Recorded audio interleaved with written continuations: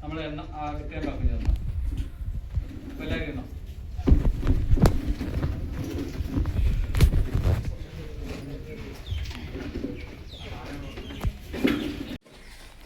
അറപ്പരക്കാവ് ദേവീക്ഷേത്രത്തിന്റെ അഖില ഗുണദോഷ ജ്ഞാനാർത്ഥം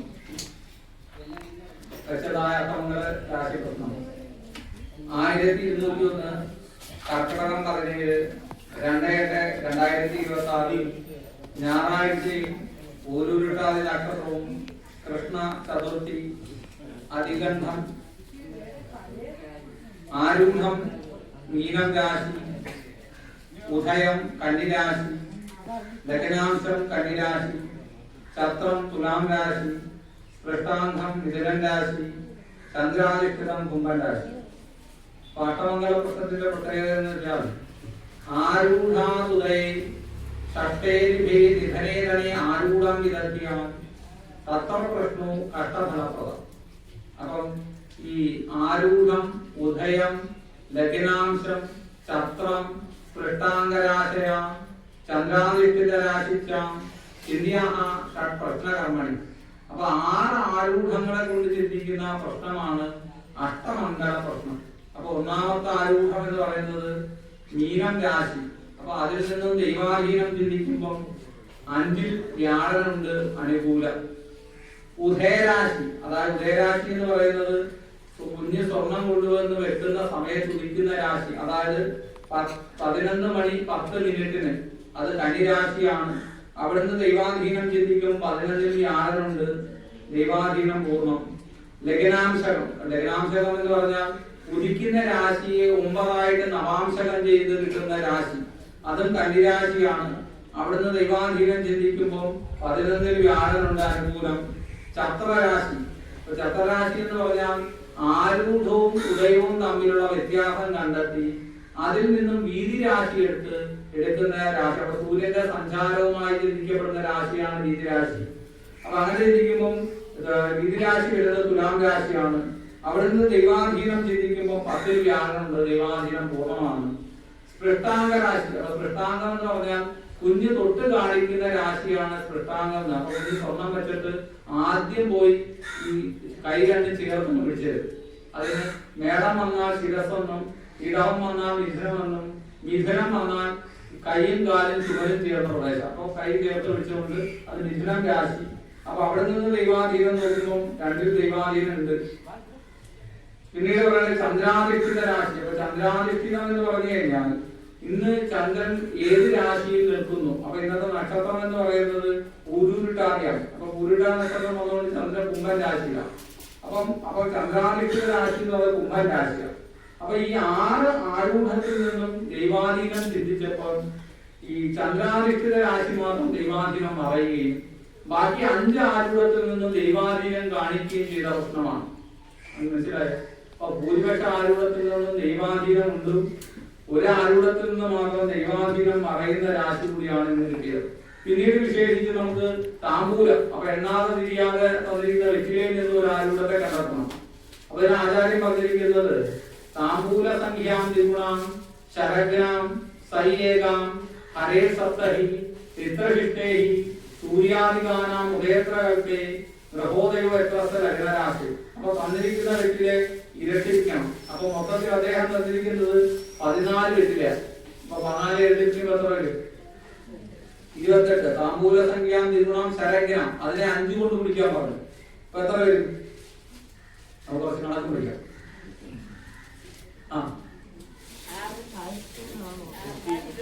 ഒന്നുകൂടെ പരിശോധിക്കണം.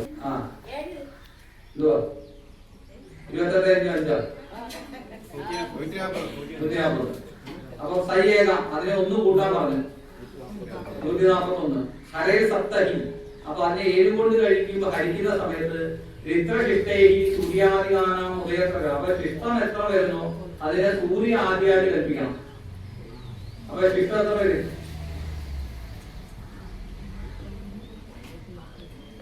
141 ഭാഗം 7 ഈ 7 14. അപ്പൊ 14 പോയി ബാക്കി എത്ര വരുന്നു? ഒന്ന് താമസണ്ടായോ? അപ്പൊ എത്ര വരും? 10 വരുമോ? പോയിന്റിലേക്ക് പോകണ്ട, അത്രയൊന്നും വരത്തില്ല. 141 ഭാഗം 7 എന്ന് പറയുമ്പോൾ 14 2 പ്രാവശ്യം 7 എടുത്തോളൂ. 7 14. അപ്പൊ 0 ആയില്ലേ? പിന്നെ മേളിൽ കിടക്കുന്ന 1 താഴെ കിടക്കണം. അപ്പൊ എത്രയായി? ഇഷ്ടം 1 എടുത്തോളൂ. ദുഷ്ടയാണെങ്കിൽ അവിടെ ഉപേക്ഷിക്കണമെന്ന്. സ്വഹസ്തെ വിഷരക്തേ ചേരി, സ്വന്തം കൈയാണെങ്കിലും വിഷമയമായാൽ എന്ത് ചെയ്യണം? ഛേദിക്കണം. അപ്പൊ എന്ന് പറയുന്നത് നമുക്ക് ഇത്രയും അനുകൂലമായിട്ടിരിക്കുന്ന ദേവി നിങ്ങളെല്ലാവരും ഉപേക്ഷിക്കേണ്ട ഒരു കാലഘട്ടം ആലോചനയിൽ വന്നു. അതായത് നിത്തായ ഹരിപീഡനം. അതുപോലെ ഇന്ന് ഈ നവമി നാഗരൂപാൻ നദിരൂപായ നവമി നാഗരൂപാൻ നദിരൂപായ നവമി നാഗരൂപാൻ. അപ്പൊ നവമി വരികയാണെങ്കിൽ നാഗരൂപവും ചതുർത്ഥി. അപ്പൊ ചതുർദശി വന്നാല് നദിരൂപാല്, ചതുർത്ഥി ആണെങ്കിൽ വൃശ്ചികാരാൻ. അപ്പം വൃശ്ചികത്തിന്റെ ഫലം പറഞ്ഞോളാനാ പറഞ്ഞത്. വൃശ്ചികത്തിന്റെ ഫലം എന്ന് പറഞ്ഞാൽ ചൊവ്വയാണെന്ന് നമുക്ക് കാണേണ്ടത്. അതുപോലെ ഇന്നത്തെ കേന്ദ്രത്തില് ഈ ഈ ആരൂഢത്തിന്റെ തന്നെ കർമാധിപനായി നിൽക്കുന്ന ഗ്രഹം ദൃഷ്ടി ചെയ്യുന്ന രണ്ട് തലത്തിലേക്കാണ്. ഒന്ന് 9ാം ഭാവത്തിലേക്കും ദൃഷ്ടിയുണ്ട്, 5ാം ഭാവത്തിൽ വൃശ്ചികം രാശിയിലേക്കും ദൃഷ്ടിയുണ്ട്.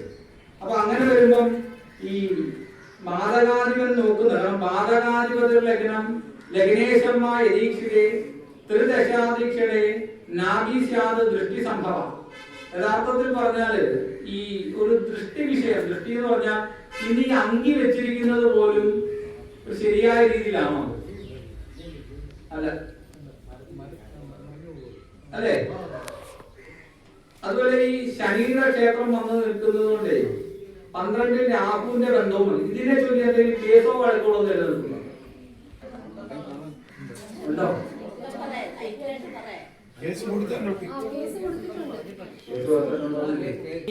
ആരൂഢാധിപൻ എന്തുകൊണ്ട് 5ാം ഭാവത്തിലും 5ാം ഭാവാധിപൻ ആരൂഢത്തിന്റെ തന്നെ 12-ൽ, ഈ 12-ലെ ചന്ദ്രനെ കൊണ്ട് ചിന്തിക്കപ്പെടുന്നത് ഖ്യാത പാപഗുണാംഗത ഭഗവതേ ക്ഷുദ്ര അംഗഹീനവയ.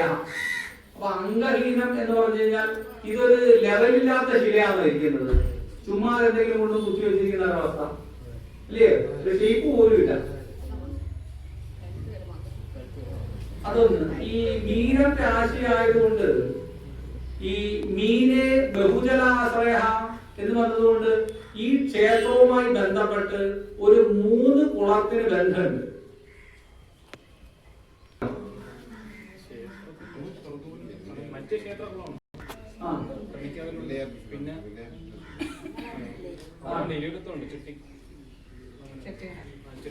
ഈ ഇതിന്റെ കുടുംബക്കാരെന്തെങ്കിലും അവിടെ ബന്ധപ്പെടുന്നുണ്ടോ?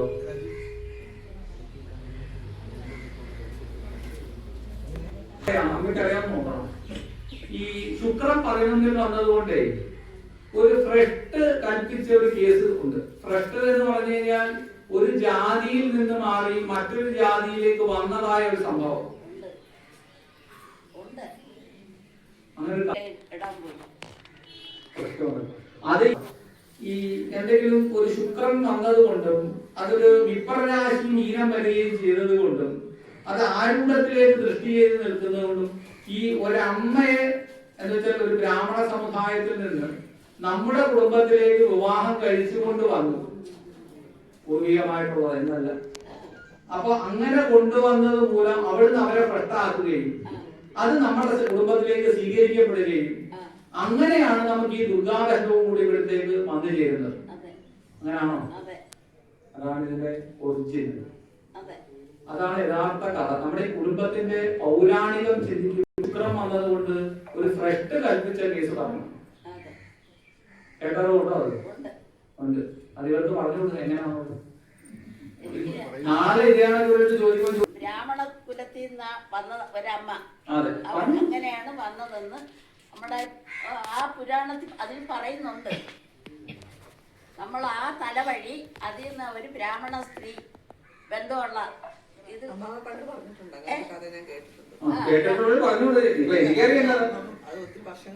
ബ്രാഹ്മണ അവരുമായിട്ടുള്ള ബന്ധമുണ്ട്. നമ്മൾക്ക് ഡിസ്ക്രൈബ് ചെയ്യാൻ അറിയില്ല. ശ്രുതി എന്ന് വെച്ചാൽ കേട്ടോളൂ. സ്മൃതി ഓർമ്മ ഇങ്ങനെ കൊണ്ടുവന്ന വടക്ക് കിഴക്കുന്ന അമ്മയെ കൊണ്ടുവന്നത് മനസ്സിലായ? അതെന്താന്ന് വെച്ചാൽ രാശ്യാംശ സമാനേ ഗോചരേ മാർഗേ ജന്മജരേ സ്ഥിരഗ്രഹേ സ്വക്ഷാംശകരേ സ്വമന്ദിരേ ബലയോഗാത് ഫലമംശകക്ഷയോ. അപ്പം വടക്ക് കിഴക്ക് ദിക്കിൽ നിന്ന് സ്വീകരിച്ചുകൊണ്ട് വരികയും ഇന്ന് കാണുന്നതായ ഈ ദിക്കിലേക്ക് വന്ന് ആശ്രയിക്കുകയും ചെയ്തു. അതാണ് ഇന്ന് അംശകം വന്ന് നിൽക്കുന്ന തുലാരാശി. അപ്പൊ അങ്ങനെ ഒരു ബന്ധം പൂർവികമായിട്ട് നമ്മുടെ കുടുംബത്തിലുണ്ട്. പക്ഷെ ഗ്രഹോദയം എത്ര ലഗ്നരാശി. അപ്പൊ സൂര്യൻ ആദ്യമായിട്ട് കൽപ്പിക്കണം. അപ്പൊ 1 വന്നാൽ സൂര്യൻ എന്നും, 2 വന്നാൽ ചന്ദ്രൻ എന്നും, 3 വന്നാൽ ചൊവ്വയെന്നും, 4 വന്നാൽ ബുധനെന്നും, 5 വന്നാൽ വ്യാഴനെന്നും, 6 വന്നാൽ ശുക്രനെന്നും, 7 വന്നാൽ ശനിയെന്നും പറയാം. അപ്പൊ നമുക്ക് ഇന്ന് താമ്പൂലത്തിൽ ഉദിച്ചിരിക്കുന്ന ഗ്രഹവേദ സൂര്യനാണ്. അപ്പൊ സൂര്യൻ വന്നാൽ അതിന് ഫലവുമുണ്ട്. ദുഃഖായ വായുജിതം, സൂര്യൻ വന്നാൽ ദുഃഖത്തിനായിട്ട്. സുഖകർ ശശാങ്ക, ചന്ദ്രൻ വന്നാൽ സുഖം വേണം. അപ്പം പ്രട്ടുകുജ കലഹർത്ത്, ചൊവ്വ വന്നാൽ കലഹം. ധനദൗത്യ ജീവ. ബുധനോ വ്യാഴനോ വന്ന ധനത്തിനായിട്ട്, ബുധൻ വന്നാൽ ധനത്തിനായിട്ട്, വ്യാഴനാണെങ്കിൽ ധനമുണ്ടെന്ന് പറയണം. ശുക്രോ അഖില അഭിമത കൃത്ത്, ശുക്രനാണെങ്കിൽ എല്ലാ കാര്യങ്ങളും സാധിക്കുമെന്ന് പറയണം. ശനിയാ വരുന്നെങ്കിൽ മരണായന്തോ, മരണത്തിനായിട്ട് എന്ന് പറയാം. നമുക്ക് വന്നത് ഏതാ? അപ്പം സൂര്യൻ. ദുഃഖായ ഭാനുദുരിത. അപ്പം നമുക്കിപ്പോ സഞ്ചരിച്ചുകൊണ്ടിരിക്കുന്നത് എന്താണെന്നാ പറയേണ്ടത്? അതല്ലേ താമ്പൂലത്തിൽ കാണിച്ചത്? ദുഃഖായ ഭാനുദുരിത. ഭാനു സൂര്യൻ. അപ്പൊ ദുഃഖത്തിനായി എന്ന ശബ്ദമാണ് അതിലേക്ക് വന്നത്. അപ്പം ഈ വസിഷ്ഠ വചനാത്, അപ്പം ആചാര്യം പറഞ്ഞിരിക്കുന്നത് എന്താണ്? ഈ വസിഷ്ഠ വചനാത്. അപ്പൊ വസിഷ്ഠ വചനാത് എന്ന് പറഞ്ഞാൽ വിശേഷിച്ച് ആരൂഢത്തിന് പ്രാധാന്യം കൊടുത്ത് ചിന്തിക്കണം. അപ്പൊ ഈ 6 ആരൂഢങ്ങളുണ്ട്. വിശേഷിച്ച് താമ്പൂല ആരൂഢമുണ്ട് എങ്കിൽ പോലും ആർക്കാ പ്രാധാന്യം കൊടുക്കണമെന്ന് പറഞ്ഞു? നിരന്തരോ ഉദ്യതാംഭാന കസ്യാപ്യ സ്തുതയോദയാസ്തത തഥാപ്യ ആരൂഢവാഞ്ച യതോ അസൈവ പ്രധാനത. അപ്പൊ അനേക ആരൂഢങ്ങൾ ഉണ്ടെങ്കിലും ഇന്ന് ഏറ്റവും പ്രാധാന്യത്തോടു കൂടി ചിന്തിക്കപ്പെടേണ്ടത് സ്വർണ്ണാരൂഢത്തെ തന്നെയാണ്. സ്വർണ്ണാരൂഢം എന്ന് പറഞ്ഞാൽ കുഞ്ഞ് സ്വർണം കൊണ്ടുവന്ന് വെച്ച രാശി. അപ്പൊ ഭൂരിപക്ഷ ആരൂഢത്തിൽ നിന്ന് ദൈവാധീനം കാണുകയും ഒരാരൂഢത്തിൽ നിന്ന് മാത്രം ദൈവാധീനം മറയുകയും ചെയ്ത പ്രശ്നമാണിത്. അപ്പം മറഞ്ഞതിനെ കണ്ടെത്തണോ തെളിഞ്ഞതിനെ കണ്ടെത്തണോ? മറഞ്ഞതിനെ കണ്ടെത്തണം. അതിനാണ് പ്രാധാന്യം. അപ്പം അതിനും ഒരു കോണ്ടാക്ട് പറഞ്ഞിട്ടുണ്ട്. ഈ ഇഷ്ടായോഗ ഫലായാലം സകലേവ കലോയുഗേ കഷ്ടായോഗ ഫലായാലം വികലോപി കലോയുഗേ. അപ്പൊ കലിയുഗത്തിൽ ഗുണങ്ങൾ കൂടി നിന്നാലും ദോഷങ്ങൾ കുറഞ്ഞിരുന്നാലും ആദ്യം ഭവിക്കുക എന്ന് പറയുന്നത് എന്താണ്? ദോഷങ്ങളാണ് ആദ്യം വരുന്നത്. മറ്റു കാലങ്ങളിൽ എന്താണ്? ഗുണങ്ങൾ ആദ്യം അനുഭവിച്ചിട്ടേ ദോഷം പിന്നീട് വരും. കലിയുഗത്തിൽ നേരെ തിരിച്ചാണ്. അപ്പം നമുക്ക് ഒരു ദോഷമുണ്ടെന്ന് പറഞ്ഞ് നമ്മൾ ഹാപ്പി ആവണ്ട. ആ പറഞ്ഞത് ആരൂഢത്തിന് തന്നെ പ്രാധാന്യമുള്ള ഒരു രാശിയാണ്, അല്ലെ? ആചാര്യം പറഞ്ഞിരിക്കുന്നത് എന്താണ്? ഈ ചാപ്രത്യായം വന്നു കഴിഞ്ഞാൽ അതിന് വിശേഷത്വം കൊടുക്കണമെന്നല്ലേ. അപ്പം ഈ ഷഡാരൂഢങ്ങളെ പറഞ്ഞെങ്കിലേ ആരൂഢാത് ഉദയം ലഗ്നാംശ ചത്ര സ്പൃഷ്ടാംഗരാശയ ചന്ദ്രാരിഷ്ടരാശിച്ച. അപ്പൊ ചാപ്രത്യായം ചേർത്ത് വന്നാൽ അത് ആരൂഢത്തിന് തുല്യമാണ് എന്ന് കൂടി അറിഞ്ഞിരിക്കണമെന്നാണ്. അപ്പം ആരൂഢത്തെ പോലെ തന്നെ പ്രധാനമായിട്ടും കണ്ടുവെക്കേണ്ട ഒരാളാണ് ചന്ദ്രാധിഷ്ഠിത രാശി. അപ്പൊ അവിടെ നിന്ന് നമുക്ക് ദൈവാധീനം മറഞ്ഞുമാണ് നിൽക്കുന്നത്. അപ്പൊ അതിനൊരു പ്രാധാന്യം കൊണ്ട് ചിന്തിക്കണം. അപ്പം ഈ ഷഡാരൂഢത്തിൽ നിന്ന് ദൈവാധീനം ഒക്കെ കണ്ടു, എങ്കിലും സ്വർണ്ണാരൂഢത്തിന് പ്രാധാന്യത്തോട് ചിന്തിക്കാം. അപ്പം മീനം രാശി എന്ന് പറയുന്നത് ഈ ശനിയെ കാണിച്ചൊരു രാശി കൂടെ. കാരണം ഈ ഗ്രഹവീക്ഷണം സനാഭ്യാം രാശിഭാവേജ വർത്തജ ഗ്രഹണം ഗ്രഹവീക്ഷ സനരഹിതോ രാശിസ്വം ഭാവമാശ്രയതി. അപ്പൊ ആരൂഢത്തിൽ ഉദിച്ചു നിൽക്കുന്നത് ശനിയും ആരൂഢത്തിലേക്ക് ദൃഷ്ടി ചെയ്യുന്നത് ശുക്രനോ, അല്ലെ? അപ്പൊ നിൽക്കുന്ന ആൾക്ക് പ്രാധാന്യം.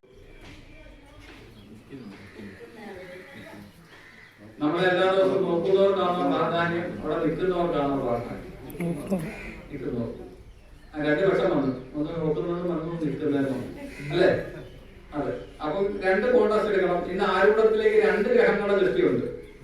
ഒന്ന് ആരൂഢ ആദിപന്റെ ദൃഷ്ടിയുണ്ട്, പിന്നെ ശുക്രന്റെ ദൃഷ്ടിയുണ്ട്. അങ്ങനെ വരുമ്പം ഈ ഭവനാദികേ സമസ്തം ജാതവിഹിതം വിചിന്തേ മതിമാൻ എബിർവിന ന ശക്യം പാദപിതമന്തം മഹാശാസ്ത്രേഹി. അപ്പം ഭവനാധിപനെ ചിന്തിക്കാതെ ഈ ശാസ്ത്രത്തിലേക്ക് കടക്കുക എന്ന് പറയുന്നത് വിഡ്ഢിത്തരമായ ഒരു കാര്യമാണ്. അപ്പൊ വിഡ്ഢിത്തരം എന്ന് പറഞ്ഞാൽ എന്താണ്? നമ്മൾ ചെയ്യുന്നത് മണ്ടത്തരമാകുന്ന അവസ്ഥ. അപ്പൊ ഇന്നത്തെ ആരൂഢവതി എന്ന് പറയുന്നത് വ്യാഴനാണ്. ആ വ്യാഴൻ 5ാം ഭാവത്തിൽ പോയി നിൽക്കുകയും 5ാം ഭാവാധിപൻ 12ലെ സ്ഥിതി വരികയും ചെയ്തു. അത് ആരൂഢാധിപൻ ആരൂഢത്തിലേക്ക് നോക്കുന്നുണ്ടെങ്കിലും അത് നല്ലതാണ്. എങ്കിലും മറ്റൊരു കാര്യവും നമുക്കവിടെ ചിന്തിക്കണം. കാരണം ഇന്നത്തെ വ്യാഴത്തിന് മൗഢ്യമുണ്ട്. അപ്പൊ വ്യാഴത്തിന് മൗഢ്യം നിൽക്കുന്നത് കൊണ്ട് ഗ്രഹോ മൗഢ്യം പ്രാപ്തോ മരണമചിരാത് സ്ത്രീ സുധനേഹി പ്രഹീണത്വം വെറുതെ കലഹം അപവാദം. അപ്പൊ ഇവിടെയും കലഹങ്ങളുണ്ട്, അപവാദങ്ങൾ നടക്കുന്നതായ ഒരു സ്ഥലമാണ് എന്ന് പറയണം. എന്ന് വെച്ചാൽ ഇവിടെ ആർക്കും ഒരു പരസ്പര ചേർച്ച ഇല്ലാത്തവരാണ്. അങ്ങനെയാണോ? നിൽക്കുന്ന മത്സ്യങ്ങൾ ഒരാള് പറയുന്നത് നല്ലതാണോ ചീത്തയാണോ എന്ന് നോക്കാതെ അവിടത്തേക്ക് എന്ത് ചെയ്യും, അതിൽ കഴിച്ചു പിടിക്കാൻ ചെയ്യും. മനസ്സിലായോ? ഒരാൾ വാലി പിടിക്കുമെങ്കിൽ അയാളെ തലയിൽ പിടിക്കാൻ മറ്റേ ആൾ കാണും. അങ്ങനെയാണോ? ഒരു വിഷയത്തിന് രണ്ട് അഭിപ്രായമുള്ള സ്ഥലമാണ്. എന്നുവെച്ചാൽ അമ്മയെ തല്ലി എന്ന് പറഞ്ഞാൽ നല്ലതും പറയും ചീത്തയും പറയും, അല്ലേ? അങ്ങനെയാണ് ഇവിടുത്തെ അവസ്ഥ. ദേവതയാണ് പറയുന്നത്. അപ്പൊ ഒരു പക്ഷമല്ല ചോദിച്ചാല് രണ്ട് പക്ഷത്തുള്ളവരും കഴിക്കുന്ന സ്ഥലമാണ്. അതൊന്ന്.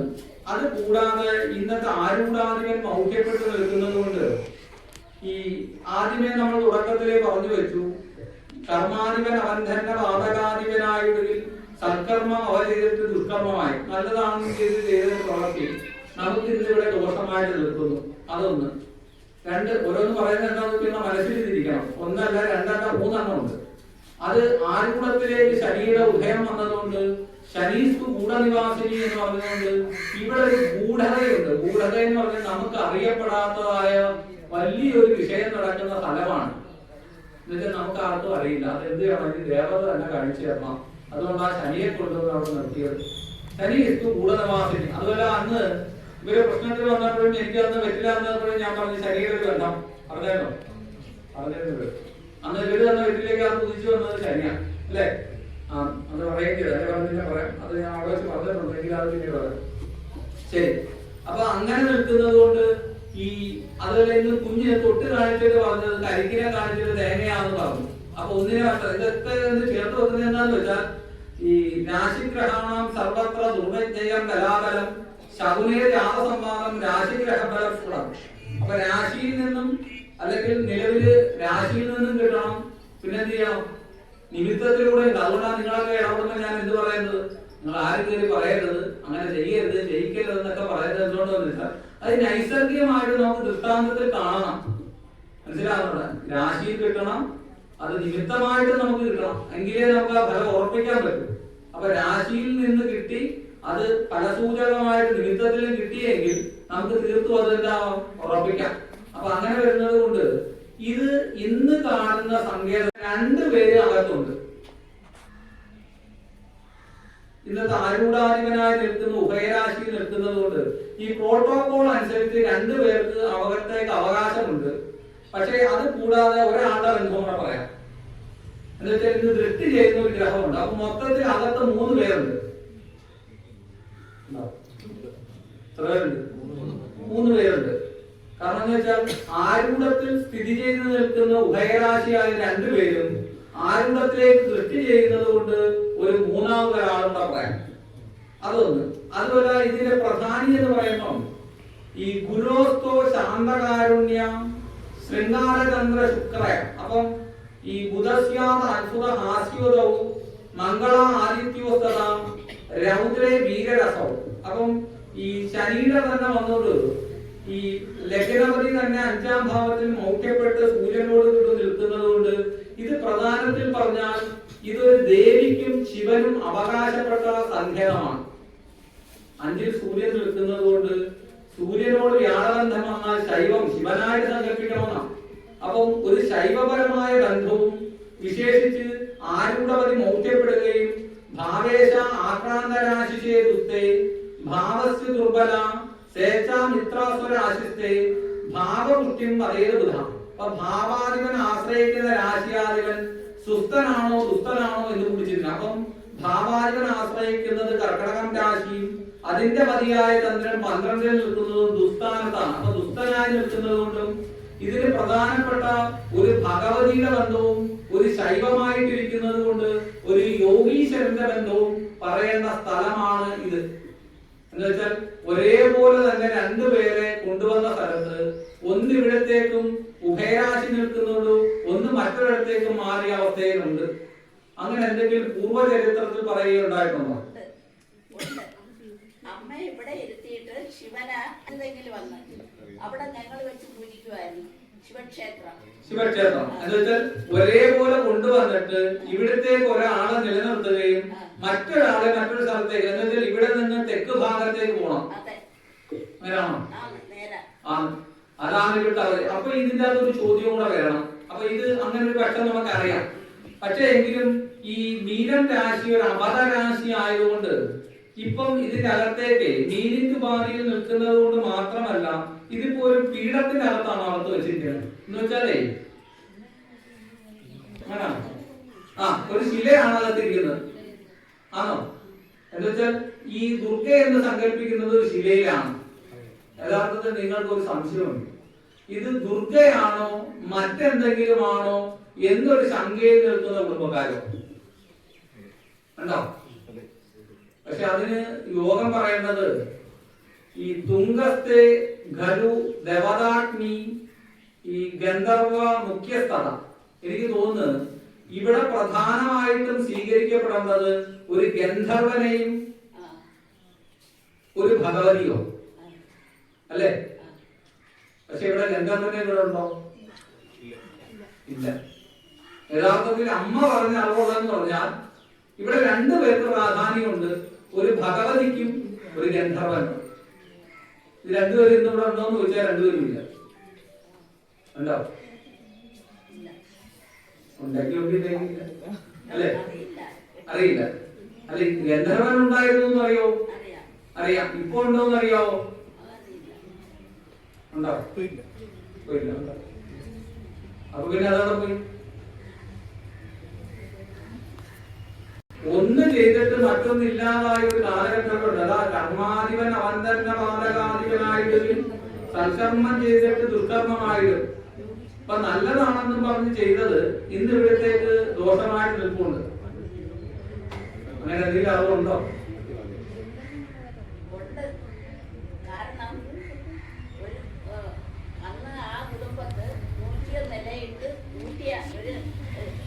പീഠത്തിലിരുത്തി പൂജിച്ച സ്ഥലമാണ് പിന്നെ ചാന്നാങ്കര.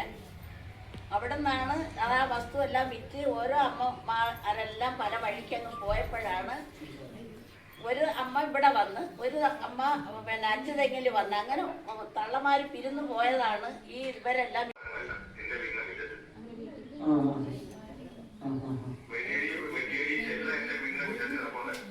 അതാ ഞാനിവിടെ ചർച്ചയ്ക്ക് വന്ന വിഷയമാണത്. അതിവിടെ ഇരിക്കുന്നവർക്കാർക്കും വലിയ ഒരു അമ്മയ്ക്ക് മാത്രമേ കുറച്ച് കാര്യങ്ങൾ അറിയും.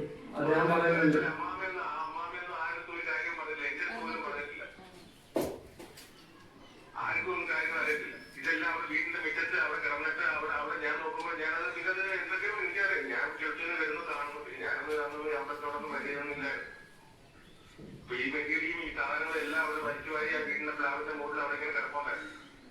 അപ്പം ബാക്കി ചർച്ചയ്ക്ക് വെക്കാൻ നോക്കട്ടെ, ഇടയ്ക്ക് വിളിക്കും. അപ്പം ഇന്ന് നമ്മൾ ഈ പറഞ്ഞ വിഷയത്തിന് കുറച്ച് ഒരു ആധികാരിക ഉണ്ട്. ഞാൻ പറഞ്ഞല്ലോ, ഈ ദുർഗയെന്നുള്ള കോൺടാക്ട് നിങ്ങൾക്ക് വന്നത് ഇത് പറഞ്ഞെന്ന് അറിവുള്ളൂ അല്ലേ? കവി പറഞ്ഞ അറിവില്ലേ ഉള്ളൂ? ആണോ? ഞാൻ പറഞ്ഞില്ലേ, ശ്രുതി സ്മൃതി കേട്ടതും ഓർമ്മയിലും നമുക്ക് പറ്റും. ഇപ്പൊ നിങ്ങളെയൊക്കെ മുതിർന്നവരാരുമില്ല. അതുകൊണ്ടാണ് ഞാൻ ഈ അമ്മ പറയുമ്പോൾ ഓരോ കഥകളും പറഞ്ഞു കൊടുക്കാൻ പറയുന്നത് എന്താണെന്ന് വെച്ചാൽ, ഇനിയുള്ള തലമുറ എങ്കിലും കേട്ട് നാളെ ഒരു പ്രശ്നം എത്തുമ്പോൾ ജോസിയിൽ പറയുമ്പോൾ അത് ഉണ്ട് എന്ന് പറയാൻ ഒരാൾ വേണം അല്ലേ? നിലനിർത്തുന്നത്. പക്ഷെ എന്തായാലും നല്ലൊരു അനുഭവ ഗുണമുള്ള പ്രശ്നമാണ് അല്ലേ? ഈ ഇതിന്റെ അകത്ത് ഈ ദേവതാ വിഷയത്തിൽ വന്ന അപര്യാപ്ത എന്ന് വെച്ചാൽ അറിവില്ലായ്മയാണ് നമുക്ക് ഈ സങ്കേതം ഇത്രയും നശിക്കാനുള്ള കാരണം. ഒന്നിനെ മറ്റൊന്നാക്കി മാറ്റി ഇടണം. ന കാഷ്ടം ന വിദ്വതേ ദേവോ മൃത്യേജ ഭാവേഹി വിദ്യതേ ദേവതസ്മാത് ഭാവം ന ലംഘയേത്. അപ്പം തടിയിലോ മണ്ണിലോ സ്വർണത്തിലോ ഒന്നുമല്ല കാര്യം. ഭാവം മാറ്റി പൂജിച്ചാൽ ആള് മാറിയണം. മനസ്സിലായോ? ശങ്കര എന്ന് വിളിക്കേണ്ട സ്ഥലത്ത് മാമാച എന്ന് വിളിച്ചാൽ എങ്ങനെ ഇരിക്കും? ഇല്ല. അത് തന്നെ നമ്മുടെ ഇവിടെ അവസ്ഥ. മനസ്സിലായോ? അതുമല്ല, ഒരു പ്രതിഷ്ഠ നടക്കുമ്പോൾ ചെയ്യേണ്ട ക്രിയകളൊന്നും നമ്മളിവിടെ ചെയ്തിട്ടില്ല. ഉണ്ടോ? യഥാർത്ഥത്തിൽ കുടിവെപ്പ് എന്ന് സങ്കല്പത്തിൽ വെക്കേണ്ട സാധനങ്ങൾ. കുടിവെപ്പ് എന്ന് പറഞ്ഞാൽ പ്രതിഷ്ഠയിലേക്ക് പോകേണ്ട കുടുംബക്കാര് തന്നെ വെച്ച് പോകുന്ന അവസ്ഥയ്ക്കാണ് കുടിവെപ്പ് എന്ന് പറയുന്നത്. നിങ്ങൾ പ്രതിഷ്ഠയിലേക്കാണ് പോകുന്നതെങ്കിൽ അതിന് ചെയ്യേണ്ട എന്താണ് താത്വികമായ കുറെ വിഷയങ്ങളുണ്ട്. മനസ്സിലായോ? അപ്പൊ അതുമല്ല, പ്രധാന ദേവതയെ ഇന്നിതുവരെ സ്വീകരിച്ചിട്ടുണ്ടോ എന്ന് ചോദിച്ചാൽ അതിൽ നിന്ന് ഇല്ലതാണ്. ഇതൊക്കെ നമ്മുടെ ഇവിടുത്തേക്കുള്ള അപജയത്തിന് കാരണമാണ്. ഇതിപ്പോ നമ്മൾ ആരെ കർമ്മം ആരെടുത്ത് പഴിച്ചാടി ഈ കുറ്റങ്ങളൊക്കെ ചെയ്ത കർമ്മിയെ കുറ്റം പറയണോ നിങ്ങളാ പറയണം?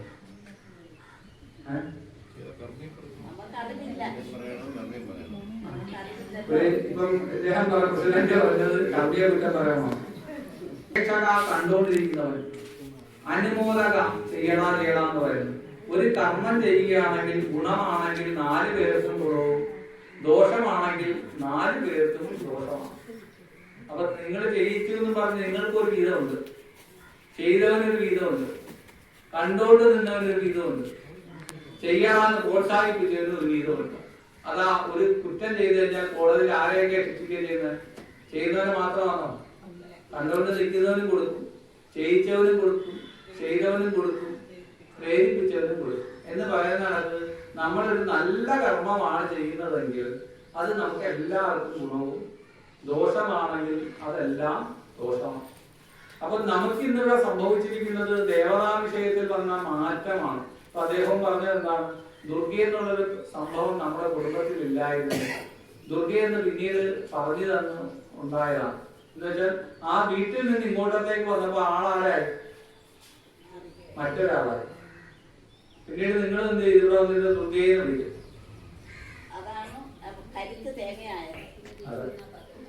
അതാ ഒന്ന് മറ്റൊന്നായി മാറിയതാ.